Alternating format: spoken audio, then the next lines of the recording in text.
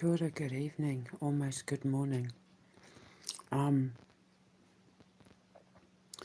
I've been very busy today causing trouble, as per usual, but X has been a dick again.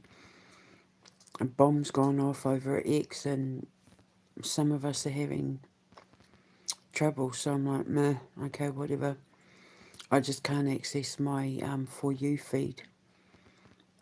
But yeah, it's a lot worse for a lot of other people, so it's funny watching Elon Musk get blamed today. So I just thought, okay, whatever, I'm done anyway, blah. But I've been thinking about. I sit here and I think these people that listen to my r- recordings, what they must think if they're not going through an ascension. And I just thought that I would, even though I've covered this time and time again, I thought that I would explain why sometimes a person going through an ascension might come across as emotionally erratic or up and down, not like manic depression or anything like that, but or bipolar. It's not that extreme. It's just that, I keep saying that in life, when you're constantly dealing with the same stuff over and over and over again, it's because you haven't learnt your karmic lesson. And when you don't learn karmic lessons, you experience karmic loops where you will be put in the same situation over and over and over again. Why is this always happening to me? Why do I always pick the wrong men? Why do I always, why, sort of thing? And it's because there's lessons to be learned that you haven't learnt. And so the pattern will keep repeating itself until you figure out what that pattern is and then break the cycle. And then you advance. But the thing is, it doesn't matter even if you're an ascension master like I am, you're always going to have tower moments. You're always going to have things happen in your life that are unexpected where you're going to be expected to find a way to deal with it because you are always going to have your test, your faith tested. You're always going to have your faith tested. Jesus was the most ascended master on the planet in history, and he had his faith tested all the time. Buddha, Stoic philosophers, they all had their faith tested constantly, and these were the masters of the universe. They make up our council of elders, the wisest of the wise. You're constantly tested because it keeps you on your toes. But if you're not going through the ascension to the outside world looking in, people are going to be thinking, bloody hell. Like, one minute this person's all like, yep, I'm doing this and yay. And then the next minute they're crying. And then the next minute they're like being all philosophical. And, like, what the hell? And this is where the problem with the mental health industry comes in because they diagnose these people with diagnoses they don't deserve. If they're a high funk, if they're a creative, empathic, high functioning genius, they're going through an ascension, and there's a process to it, and you can always spot the process because when they come out from the underworld or the dark night of the soul, which I have just done, as I've explained in a couple of previous lives, then you go through the earth stage of ascension. Lucian's Dragon covers all of this, and my book, My Long Road to Ascension, covers it as well. Lucian's Dragon is about the ascension process told through the eyes of a fantasy fairy tale book. It's a easy way to explain the process to children. They learn without realising they're learning. Because by the time they get to puberty, if they're high funks, they need to know what to expect. So this book, Lucian's Dragon, tells them all about what to expect as a high functioning creative empath, and the process of what you go through emotionally, mentally, physically, psychologically, karmically, because there's 8 stages to an ascension. Um,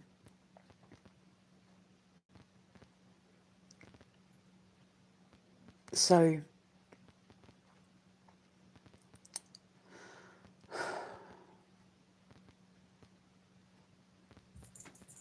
So after you've come out of the underworld, which is the first stage, death, after you go through a death process, death of the ego, death of your pride, death of a relationship, death of an old way of being, death of karmic patterns, that sort of thing, the underworld stage, death, is the first stage of ascension.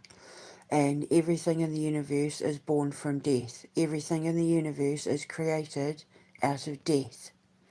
Black holes create life just as much as atoms do.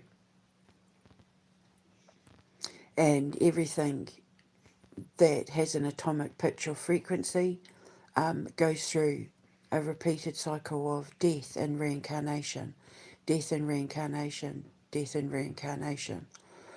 There's a process to it, and just like how our cells shed every 7 years and our skin sheds, our soul sheds layers as well, because we are trying to rise to become higher ascended beings on earth in this lifetime. We're supposed to be ascending beyond the need for talking verbally. We're supposed to be all getting to a point where we don't need to use our mouths to talk, only for eating and drinking, where we communicate with our minds, where our bodies are just like our cars that we maintain, that keep us going for hundreds of years.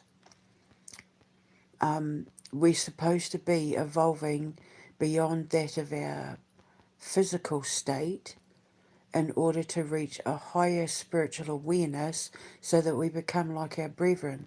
Because regardless of what people think, they're not greys, they're not greens, they're not 6 foot tall, they're not blonde, they're not Pleiadian, they're not, they're not any of that. They don't need bodies, they don't need to communicate with mouths.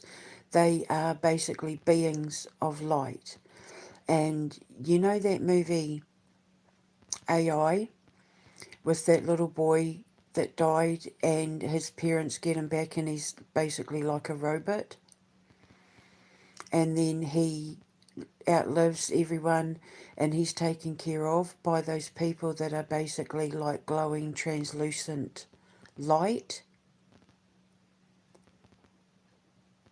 but they look like aliens. That's what we're supposed to be ascending to. We're never going to achieve that with things like AI. Robots are never going to ascend us to a higher state of being. Any nation that embraces robot AI technology they'll go extinct, because we're supposed to become the AI, by which I mean we're supposed to become the highest evolved beings organically. And there is nothing organic about AI. Even putting chips in your brain doesn't make you an organic, you're supposed to be OI, organic intelligence, not artificial, because artificial is fake. So we're supposed to be ascending beyond the need for things like, eating lots of food and needing water to survive and all of that. We're supposed to be,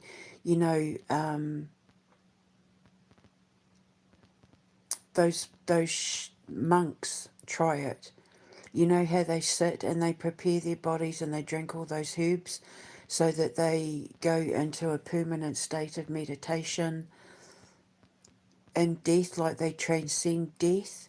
That's what they're trying to do. That's the start of mankind trying to ascend beyond the need for food and drink and that in order to achieve the higher spiritual mastery. It's kind of like that. But while we're having wars and doing bad things to animals and the planet and children and the elderly and the disabled and mislabeling people and being horrible and nasty to each other and being horrible and nasty to ourselves, we're not going to ascend past anything. And in order for us to be able to travel through those wormholes and actually meet the real, what you would call aliens, to actually be in their presence, we have to ascend past war and hatred and control and money and greed and all the seven deadly sins. We have to master virtues. Um,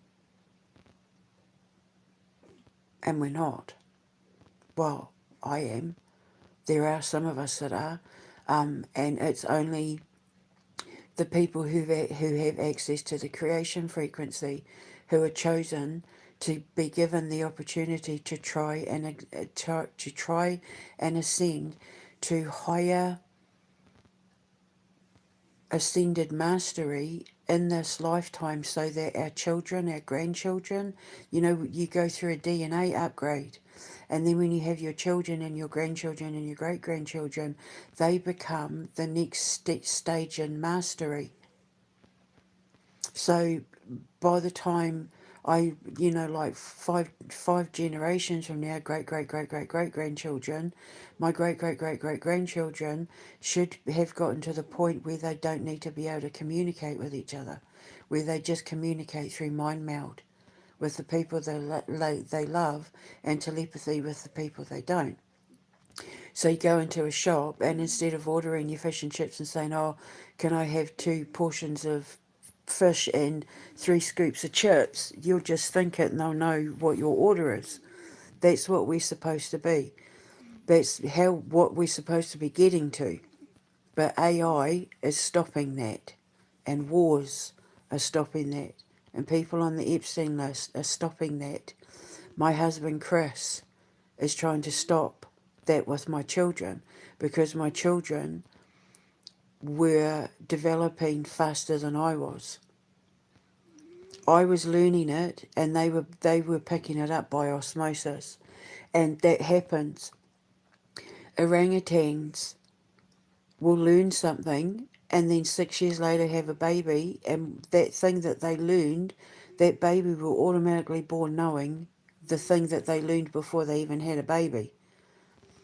Humans are exactly the same. My boys were taking after me, and Chris stepped in to try and stop it, because the Antichrist movement don't want us advancing.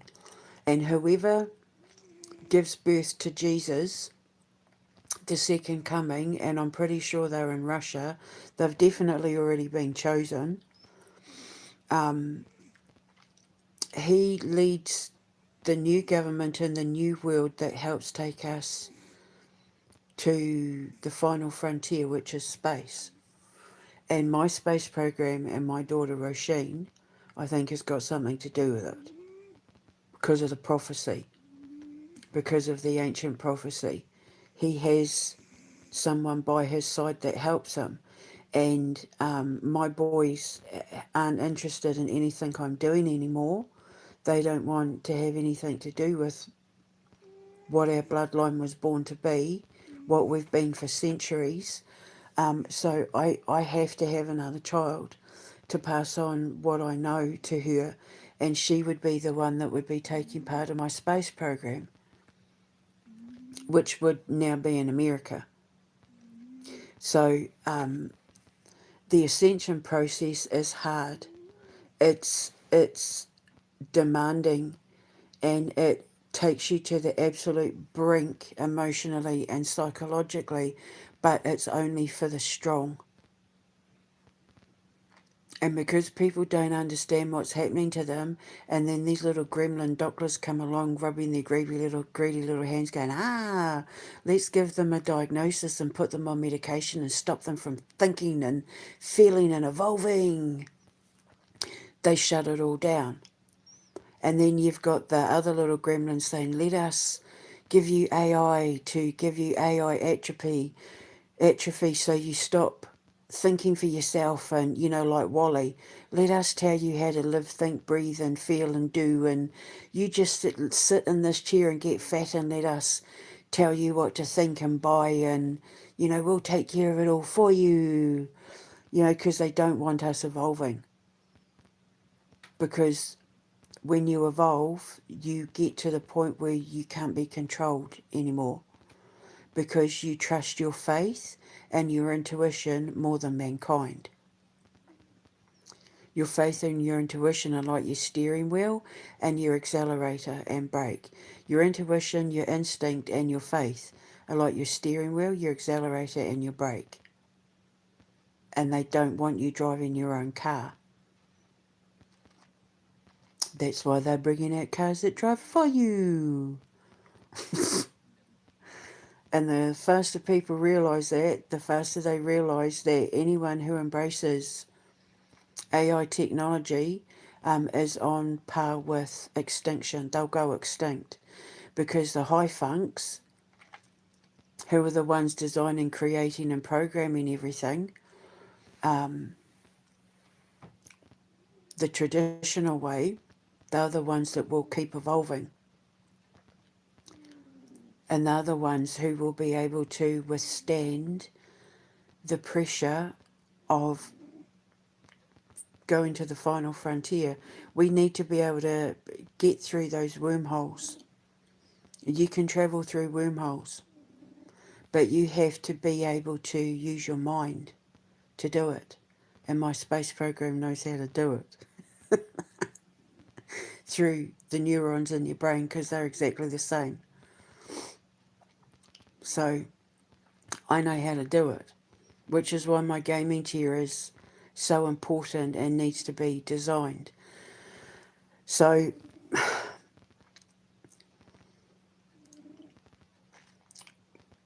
when you go through a dark night of the soul, when you hit rock bottom, emotionally, mentally, psychologically, financially, physically, it's all of the above. You go through repeated cycles, but it gets better and better and better the faster you figure it out and pick yourself up and move on to the next stage.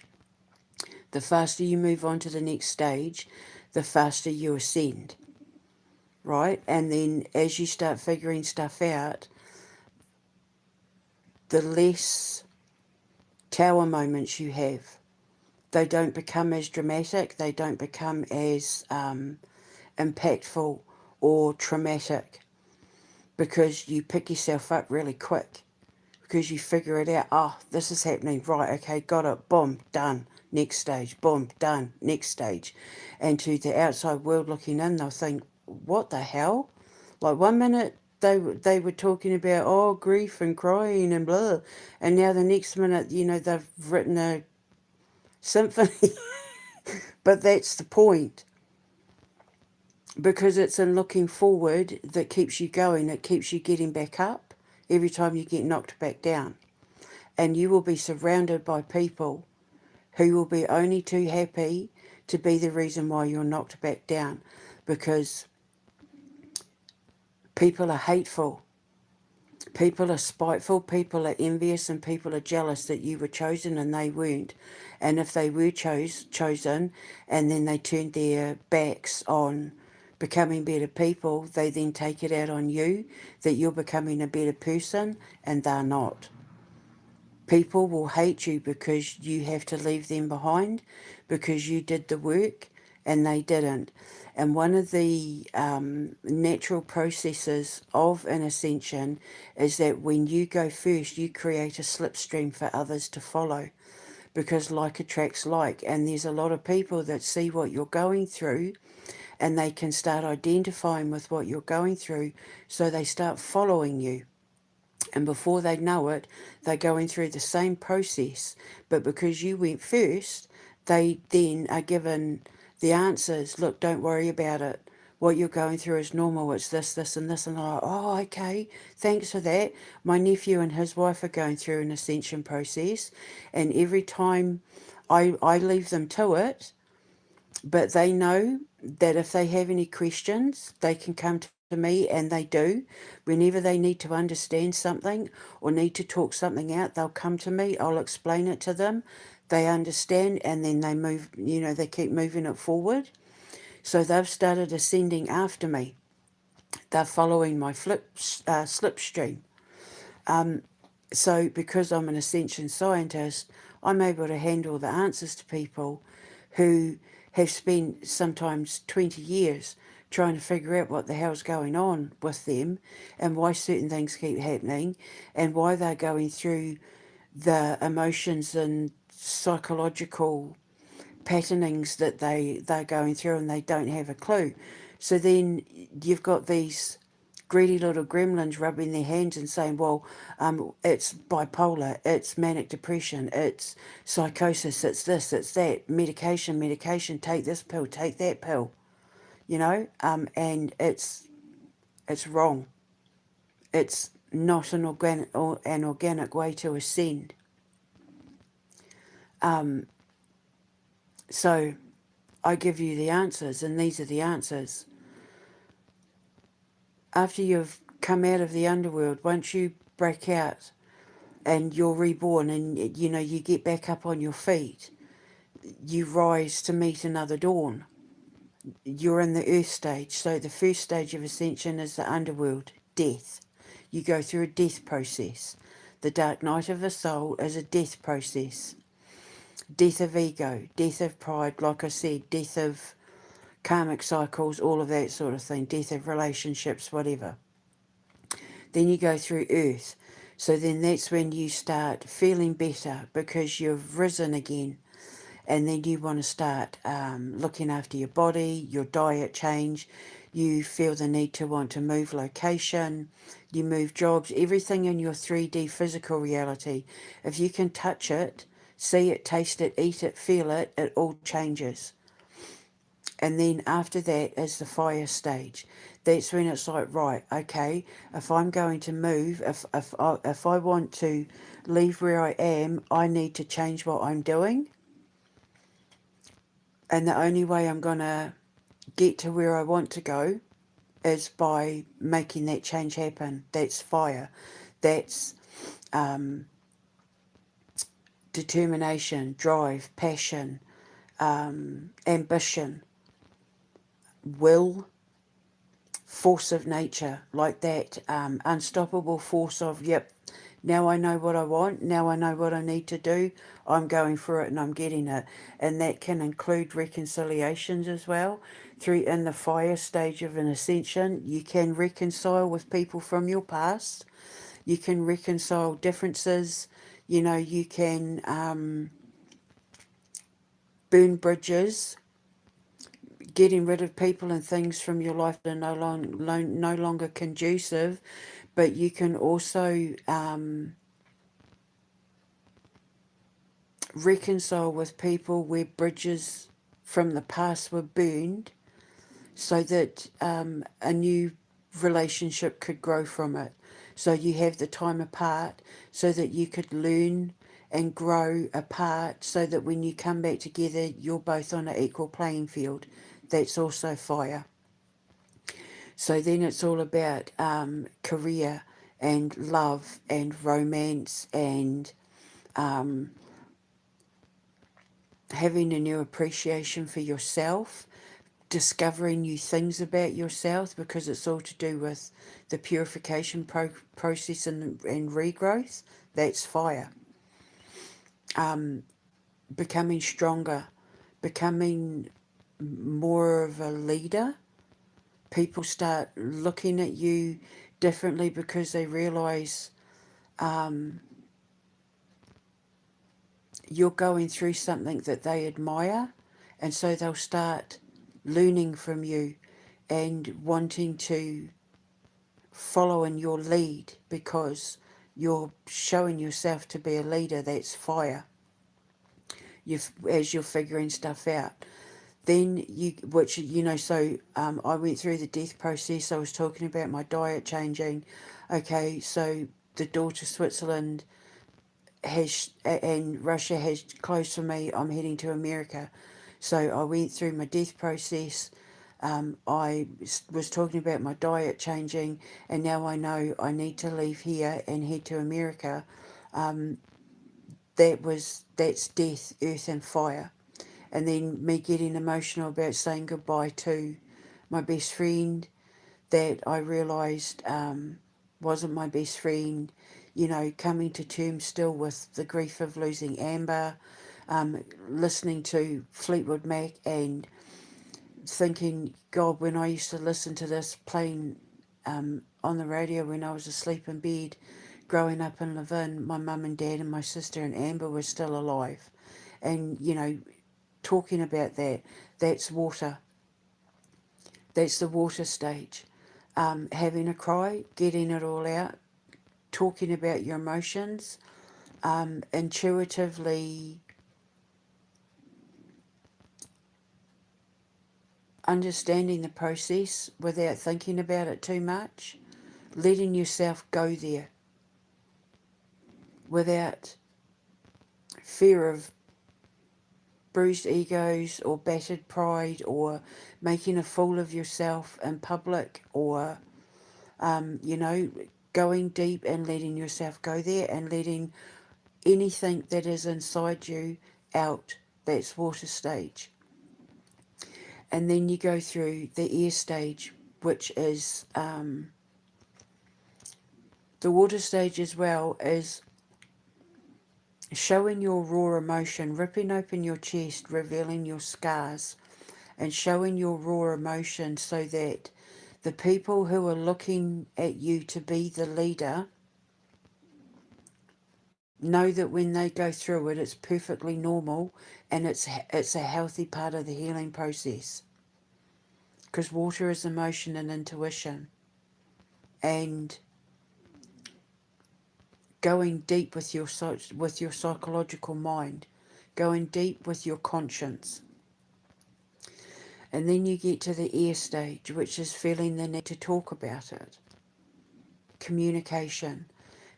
Talking about everything you've been thinking about. Talking about everything you've been coming up with.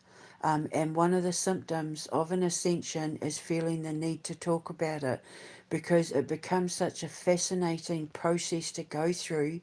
You have this urge to want to just shout it from the rooftops because you realise that what you're going through is a supernatural experience that can't be explained by any other way than just talking about it. You need to tell people, you want to share it with the world because you want other people to go through what you're going through because you recognise by the air stage that you've been chosen to go through something that you can see further down the line is going to take you to something huge. And by this point, because you've changed your diet, because you've changed your mindset, you're decalcifying your pineal gland more, which means your intuition becomes stronger, you're sleeping better at night, you're more physically active, you have more energy, and that triggers the vagus nerve, which then you start de-aging. Your hormones start kicking back in again. So you prolong putting off like menopause and that sort of thing. Women are becoming more fertile in their 50s and 60s now because they're reaching stages of enlightenment in their 40s and that is putting off menopause. Did I say prolonging menopause? I meant prolonging menopause kicking in. Because it's a sign that we're organically starting to regenerate the kind of cells that are making us live longer. So like in 20, 30 years, it's going to be perfectly normal for women to be having babies in their 50s and 60s because 50 and 60 will be the new 20 and 30. You know, whereas like 100, 200 years ago, we were barely making it to 40. Like, it was lucky if you were lucky if you sort of lived past 60 something. But like back in the caveman days in the Middle Ages, you were lucky if you got to 40. So, you know, that's why they married at like 12 and 13, because that was considered 20 back then. So, like in 20 years' time, 50, 60 is going to be the new 2030, and that's a sign that we're evolving organically. But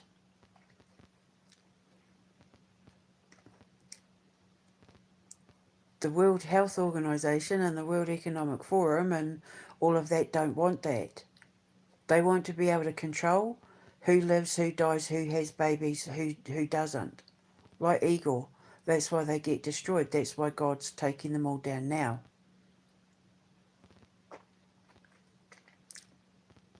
They want to wipe out certain bloodlines. So, you know, of course they have to be removed. So the air stages, by this point, you're creating things, you've written things, you've invented things, you're painting things, you're programming things, you're doing things based on the ideas that have been given to you through your ascension process thus far. And then after that is the ether stage. And that's when you start having a deeper inner knowing and inner perspective of who you are and where you came from. You find yourself wanting to learn about your ancestors and your bloodline and where your people came from, and about your, you know, ancestral history, your country's history. You want to start learning about who you are and where you came from, who your parents were and where they came from. Learning and understanding about your bloodline helps you understand who you are, because they helped mould and shape every single thing about you, including the reason why you may carry some karmic debt that isn't your own, that you're being expected to pay off on behalf of your family members and ancestors who need your help recorrecting things within the ancestral dynamic in order to advance your bloodline, which is why you get to unlock DNA upgrades. Every time you pay off ancestral karmic debt, you get a DNA upgrade that then gets passed on to your next generation of the kids and grandkids in that. And the upgrades come from the highest evolved of your ancestors, the ones that got it right, the ones that would be made up of your council of elders. All the good qualities about them, you get to unlock it in your DNA upgrade that then you pass on to your children and grandchildren. That's why you'll see me tweeting and saying, oh, so that's where I get it from. Oh, so I get that from my Iranian side. Oh, so I get that from my indigenous side. Oh, well, that's because I'm Irish. It's because I'm unlocking things from my ancestors, you know, who got stuff right. And it gives you a DNA upgrade. So um, by this point, you're never getting sick. You're looking younger.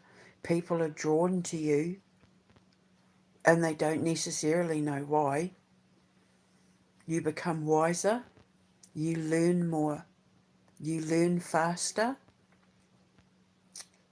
If you're like me and you suffered from narcissistic abuse where it messed with your hippocampus, where it shrunk your hippocampus because of cortisol spikes, you have to work harder on your short-term memory and that, but your drive and determination, and the fact that you become very fastidious in your attention to detail when you're doing investigations or, researching for story material or having to learn a new software, or having to learn a new algorithm, or whatever it is your medium is, that helps strengthen your hippocampus as your cortisol levels lower.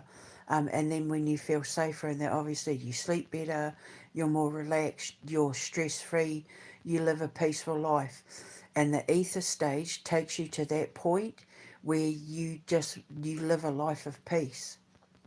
You live a life of peace and harmony because you've cut out all the bullshit, you've cut out all the external noise, you've cut out all the things that are no longer serving your highest good, whether it's behaviours, people, patterns, mindset, thought process, beliefs, faith, whatever.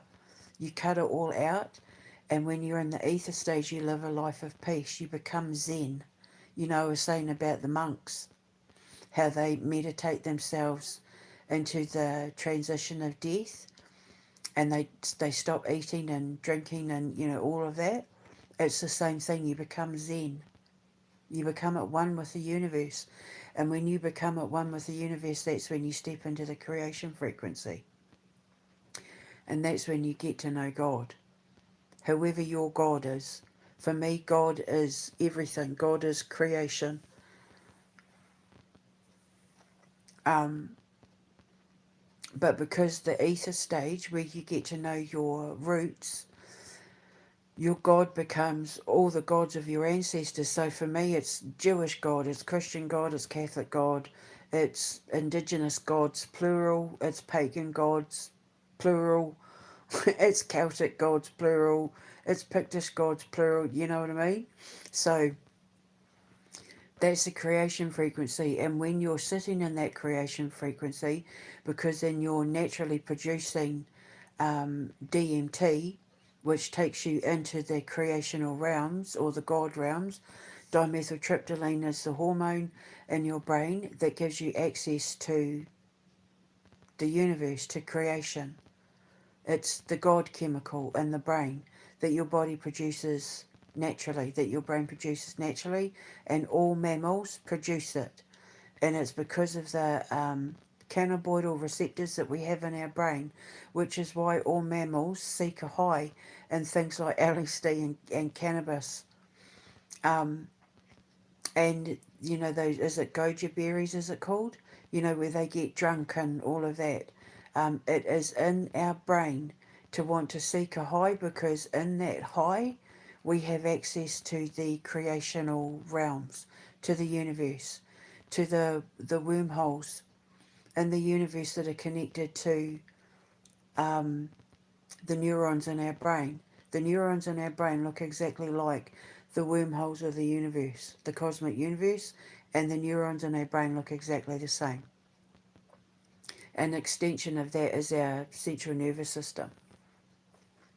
So, um, all mammals seek a high. Dolphins seek a high. They squeeze the juice out of pufferfish to stare at their own reflection.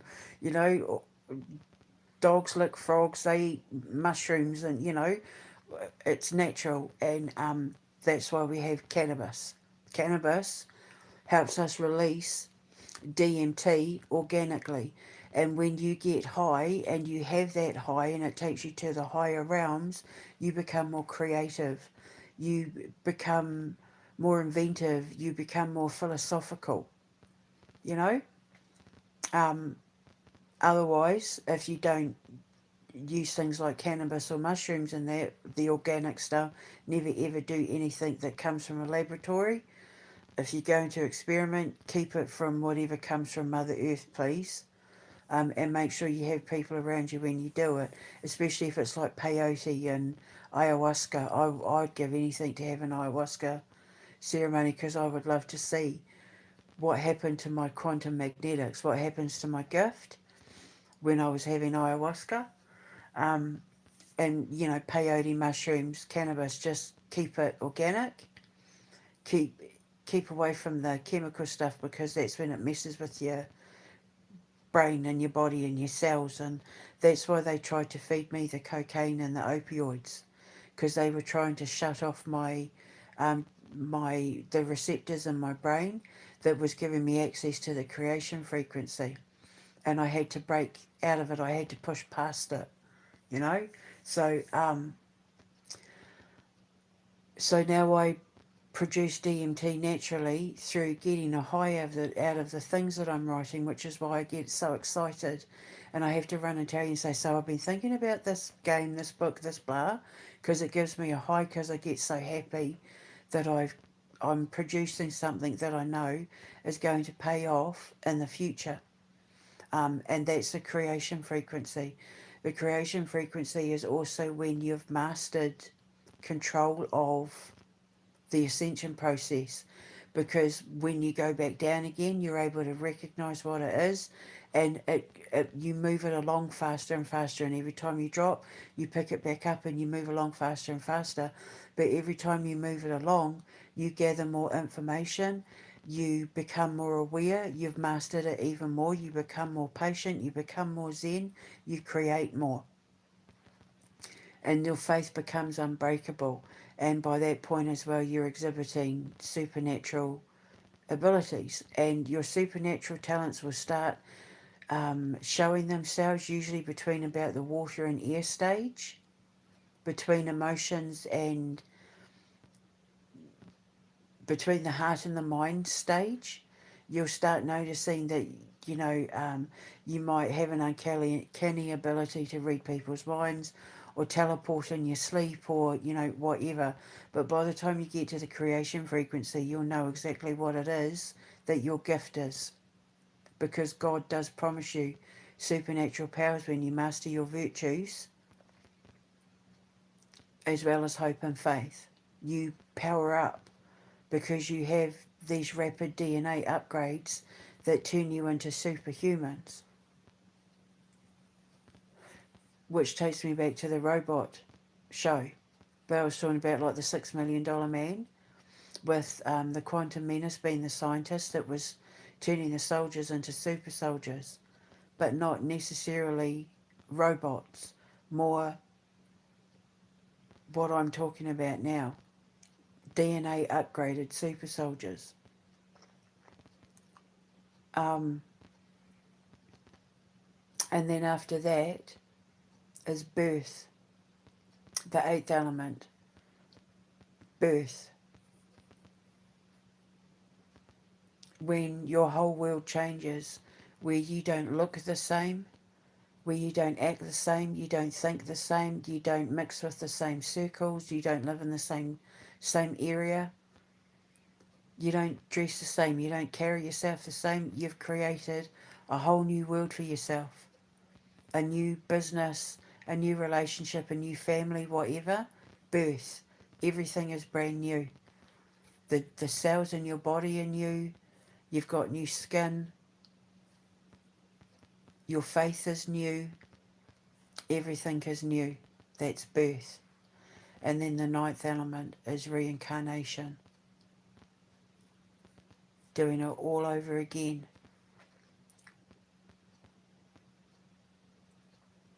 So I haven't figured that bit out yet. I've only just gotten to the ninth elemental stage. But that's where my daughter Roisin comes in.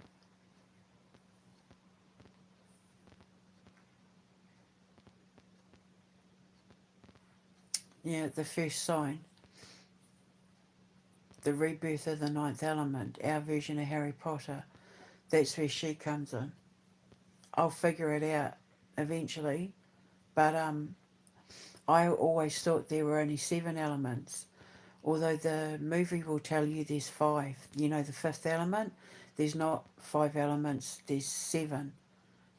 And then I figured out there was 8, and then I figured out there was 9. So there might be more to go.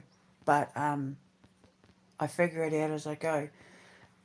I get every time I get it right, the Council of Elders give me Scooby snacks. What I say, Scooby snacks. I get a pat on the head and they give me a treat. They give me a reward in some way, and it's, usually another idea or a scientific breakthrough, an extension of the algorithm of my physics, that sort of thing.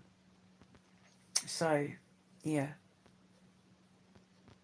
But who her father is going to be everything.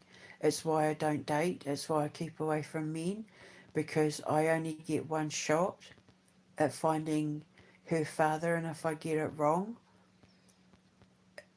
I'm going to screw up a lot of this prophecy and everything that my ancestors and that have worked for.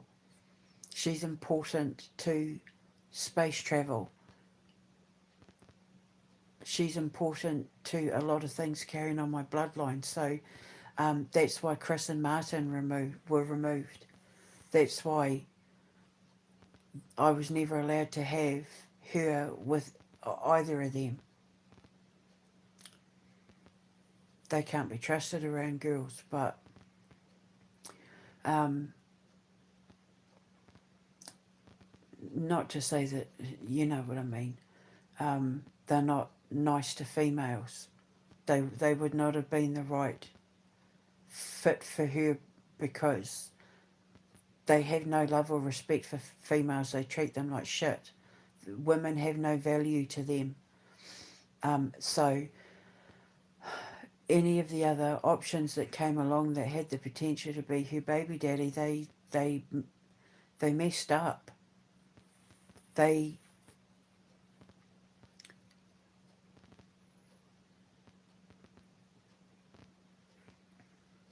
they failed the job interview. Let's just put it that way. They get removed pretty quickly. Any man that crosses my path, they usually go on within a couple of days to a couple of weeks, because they'll show me something that's just like, nah, done, gone, out, boom. No, thank you. So yeah, so we'll just have to wait and see. So yeah, so anyway, so that's it. So if you're not going through an ascension, if you're not a high funk, and you're on the outside looking in, and you're thinking, what the hell are they like? Why are they so weird? Why are they so erratic? They're going through an ascension process, and they're basically larvae that have turned into caterpillars that have had to build a cocoon that is the right fit for them and safe enough for them to be able to go through a metamorphic stage that is going to completely transform them into something completely different when they come out the other side compared to what it was before they went in. And then they're going to be expected to spread their wings and help pollinate the world with everything they've become. So go easy on them, because be thankful it's not you, because only the strong survive. Not every bird that lays an egg is going to have that egg. That not every bird that lays an egg is going to have that egg become a bird.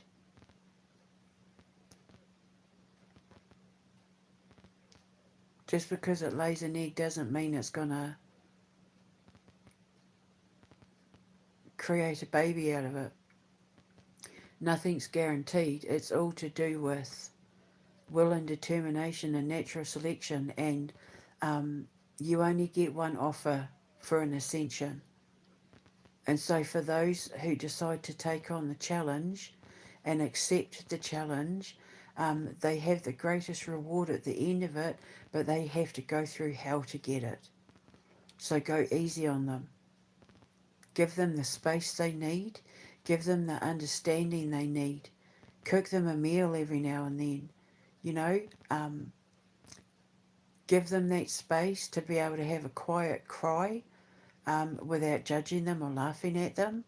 Let them have their duvet days where they just lay on the bed for a couple of days listening to music in silence, but don't let them stay down there too long. If they're staying down there more than 48 hours, um, they're going back into the underworld. Uh, a tower, well, a dark night of the soul really shouldn't last more than about 48 hours. When you have your tower moment or when you have your fall, when you drop, you shouldn't be down there for longer than 2 days. If you're down there longer than 2 days, then you've gone back into the underworld and you're going to have to work harder to get yourself out.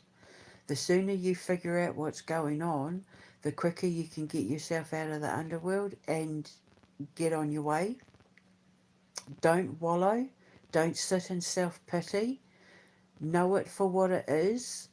Let yourself go there and then get yourself back up, dust yourself off and keep moving.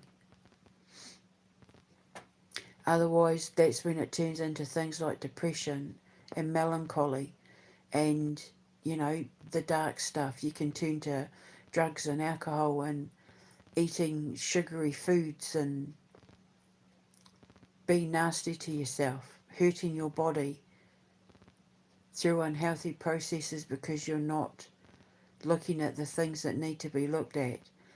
You have to be honest with yourself. You have to let yourself go there. You have to admit sometimes this is happening because you deserved it, or because you did something, or because you're not looking at something, because you're not doing the work, because you're making it hard on yourself, because you're preferring to sit in the depression or the sadness or the funk or the darkness because you're too lazy or too afraid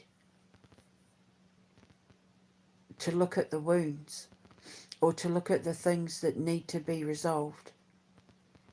You become your own worst enemy by not doing the work. So just let yourself go there and do the work.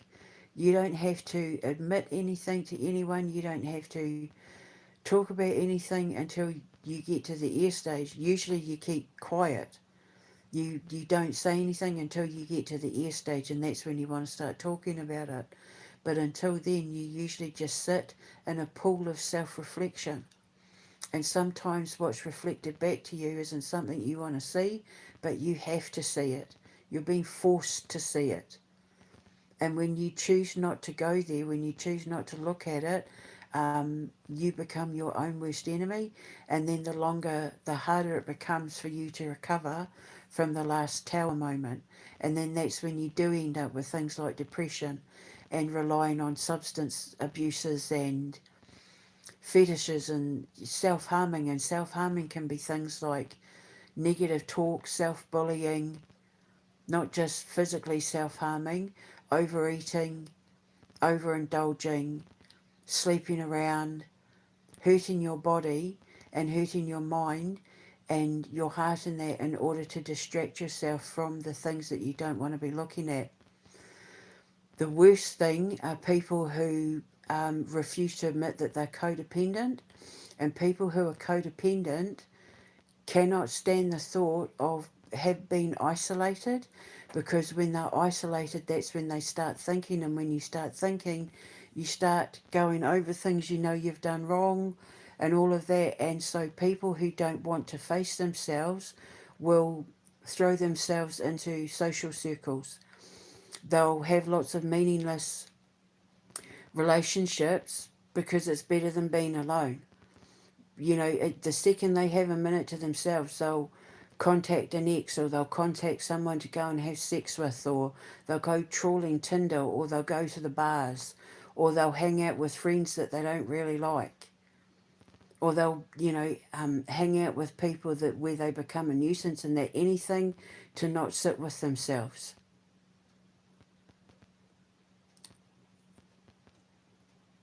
And people like that end up becoming master manipulators, and you need to be around the master makers.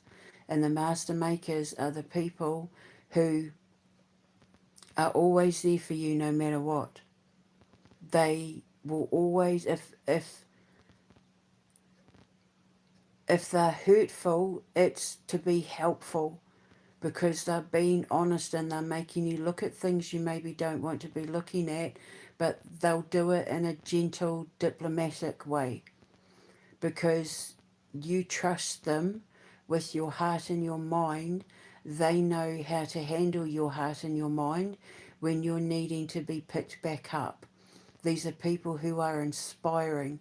These are people who will give you encouragement and reward you and give you the love and compassion and empathy that you need every time you talk to them. And even if you have a disagreement or falling out, they won't hold grudges because they know you're going through something. You have a beautiful relationship with them. They are part of your cocoon. Whereas the master maker are the people who use emotional, mental, financial, sexual manipulation in order to get what they want. Come out for a drink with me. Like the person who doesn't want to be by themselves, come out for a drink. No, I don't want to come out. Oh, please, come on. Oh, you never come out with me. I'll pay. Oh, please, I don't want to be by myself, and I want to go and have a drink. You never come out with me anymore. Remember we used to always have, and they pull on the emotional strings. They'll offer you things, they'll bribe you with things. I'll bring takeout, I'll buy the drinks, come on holiday with me, come out with me, I'll pay for the movie, I'll get you popcorn, I'll buy you the latest game, I'll buy you the latest Xbox, anything to win favour so that they're not left alone. Because then if they're giving you what you want, they, in their mind, they think you're more likely to stay. Anything to not face themselves. They're the master manipulators, and that's a self-harming mechanism. You manipulate yourself into not doing the work by calling yourself names, by putting yourself down, by hurting yourself, by knowingly putting yourself in situations that are going to hurt you in order to keep you down as a form of self-punishment because it's what you think you deserve. And that comes from childhood. That comes from being punished as a child. Because your parents aren't there to punish you, you punish yourself. But if you do the work on yourself, you'll know all of that. You'll figure it out.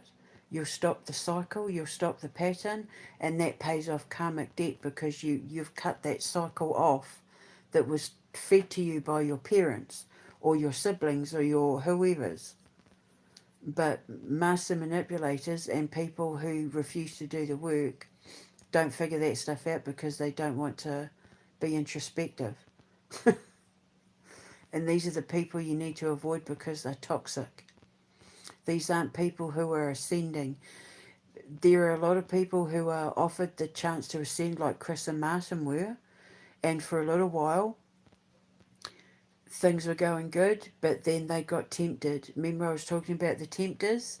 How the tempters come along and they tempt you with things to test your faith. Once you give in to a tempter, or to a temptation, once you're tempted by the hand of fate and you give in to temptation, you're no longer offered the ascension. You start descending from that point on. If you fail in ascension, you descend. If you turn your back on an ascension or refuse to do it once you're offered, or you stop doing it once you start it, then you go the other way.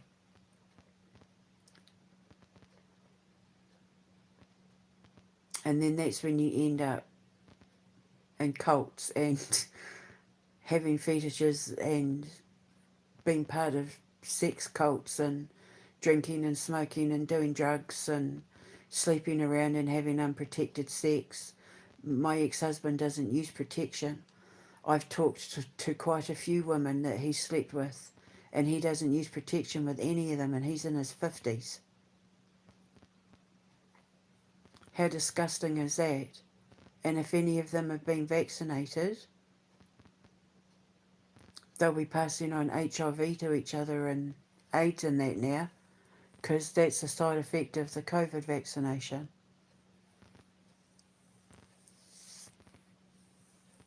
So everything changes. The music I mean, I'm listening to Fleetwood Mac. I I hated Fleetwood Mac when I was younger. My sister Laurie loved Fleetwood Mac. I just, they did nothing for me, and now I'm listening to Fleetwood Mac. I can't listen to reggae anymore, and I loved reggae.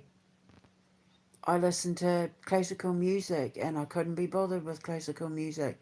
Some of it was alright, you know, like it's not that I hated it, but I didn't go out of my way, and now my Spotify is pretty much all classical and Yodok cello and some jazz, because, you know, writing jazz for the cabarets, for my first cabaret. So,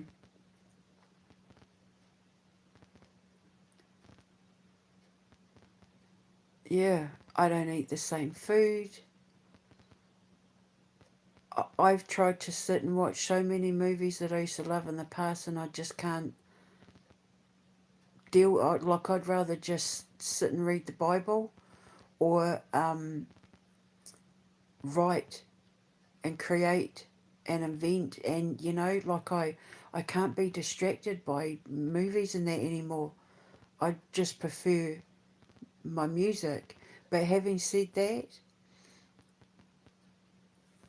I'm looking forward to having a relationship where we can sit and watch one of the movies that I do want to watch, like the Rambos or Practical Magic or Calamity Jane. I don't know, Monsters Inc. or something. You know what I mean? So yeah, I don't I don't need TV anymore. And yet here I am. It's because I'm building my own empire of TV and movies. I'm going to create the stuff that I would want to watch, but for other people to enjoy. I would rather be creating them than watching them. But every now and then I just like the idea of sitting in bed, having a cuddle with my man, eating some chippies and cheese and crackers and dip and grapes and all of that. Because I'm a food nerd now. Like when I pig out, it's always on healthy things. Even when I used to smoke weed and have the munchies, I was like a munchy nerd because I'd have things like cheese and raisins and apple slices and such a nerd. But yeah, order a pizza. Well, it'd have to be gluten free for me, but you know what I mean? And watch some movies. I want to have horror marathons and action movie marathons and martial arts marathons and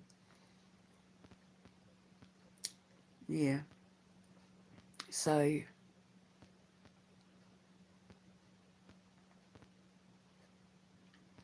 if you're emotionally hard, if you don't show emotion, if you're cut off from emotion, you become softer around your master makers. They make you soft. They soften you up. They know how to bring out the little boy or little girl in you. They make you feel safe. My sister Erin, I turn into like a big baby around her. I run to, I run to her for everything. I'm the typical. I'm like a 5-year-old around her. So yeah, they know how to soften you. Just be around the master makers.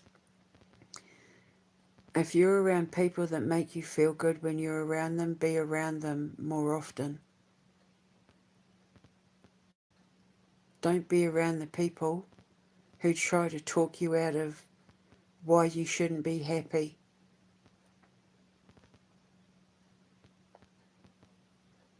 Why do you want to be with her for? Why do you want to do that for? Nah, don't do that, do this. Nah, don't be with them, be with her, be with him, be with, nah. What's it got to do with you? That's what you need to understand. You're living this life for you. You're not in this life to live for other people. You're in this life to live for you. And if other people have a problem with the choices and decisions you make, they need to be looking at the reasons why they don't want you to be happy, and you need to be looking at why you're around people who aren't supportive of your choices and decisions in regards to what you want to do or be in order to or who to be with that's going to make you happy. They're not master makers, they're manipulating you.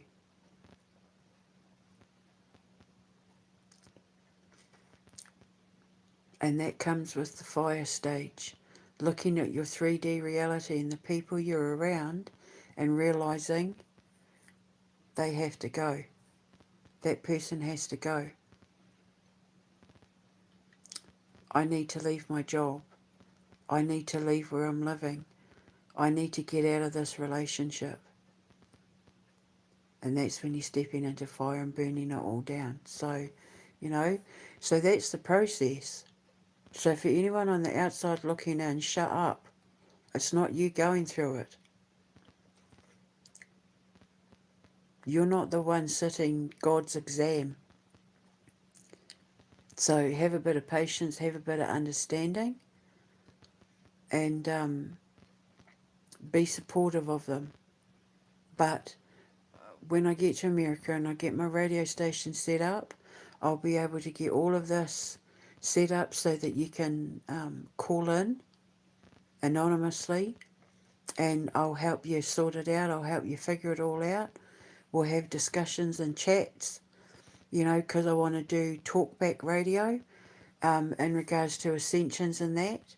And you can ring up and we can talk about it. In real life, doing this live, I would have received quite a few phone calls by now where I could have taken the call. Say, you're on air. How can I help? Well, you know how you were saying blah, blah, blah. I went through, that sort of thing.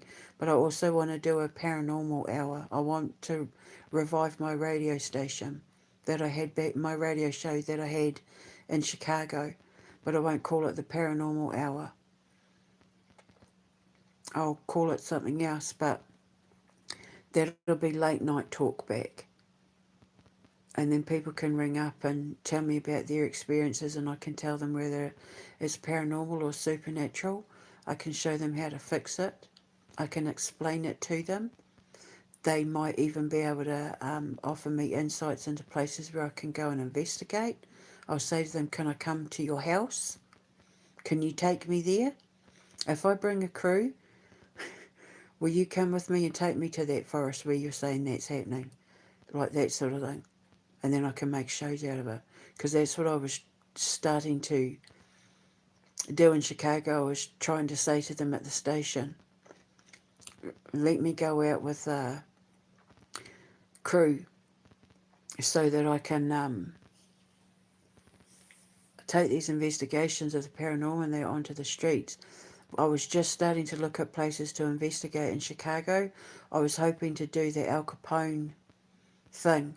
And then Chris and Martin put the kibosh on it and I had to walk away. So anyway, yeah, but I'm going to bring it with, like, I couldn't do it with them, but it doesn't mean I can't do it with myself. So I'll just have my own radio station and do it myself. But yeah, so I'll be doing my Ascension hotline and I'll be doing my Supernatural, Paranormal, Unexplained Mysteries one as well, which I can't wait. That's what I'm looking forward to doing more than anything. I was born to do radio as far as I'm concerned. I'm happy to do all the voices and writing and write the musicals and be the creative writing person and that, but for me personally, I can't wait to do my talkback radio. I can't wait to do radio and have people ring in and, so that I can help them. So, yeah, and for me, I'll have those two shows.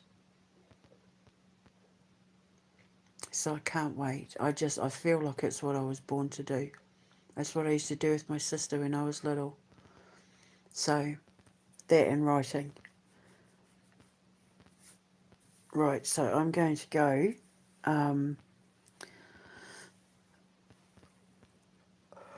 I'm thinking I might have a cocoa, but now I might just go to sleep. I don't know. I might have a cocoa. I'm feeling the need for a cocoa. So, yeah, so I'm going to go and I'm going to go back to finishing watching The Birdcage. It's one of the free ones. I love The Birdcage, you know, with Robin Williams and Nathan Lane. It's one of my favourite movies in the whole world. So, I'm going to have a cocoa and finish watching The Birdcage. I'll speak to you later. I hope this helped. Ka kite anō.